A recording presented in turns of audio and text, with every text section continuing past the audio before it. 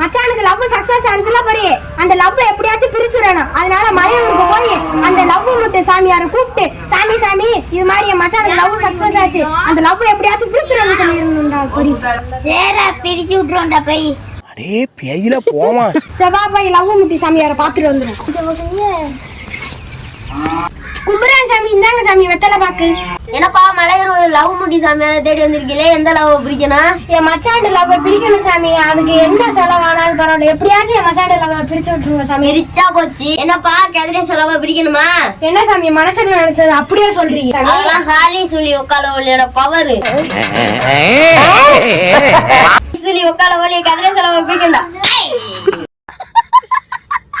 டே பொறி, மனசுக்குள்ள ஒரு காதல் சின்னமா இருக்கு. கத்து கத்து மட்டு மட்டு அதை அடிச்சா போக்கி விட்டுருவோம். பொறி 10 நிமிஷத்துல மச்சாண்டு லவ் பிரிஞ்சிரும்னு சொல்லியிருக்காரு லவ் முட்டி சாமி. அது என்னன்னு போய் பாத்துருவோம், உண்மையே பொய்யான்னு பாத்துருவோம். வா. என்னடா மச்சான் சோகமா அந்த லவ் ஃபெயிலியர் பாட்டு பாடிக்கிட்டு இருக்க?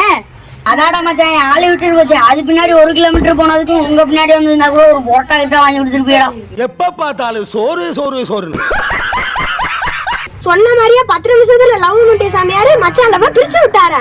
பூமுட்டி சாமியாட்டா போனியா? போங்களாங்கிட்டு யார் லவ் பிரிச்சு பூமுட்டி சாமி யார் லவ் யார பிரிக்கிறேன்? இன்னைக்கு ஓ லவ் நான் பிரிக்கிறேன்டா. ஓ லவ் செத்து போன்றான் போடாங்க சாம்பார் ஆப்பு எனக்கு.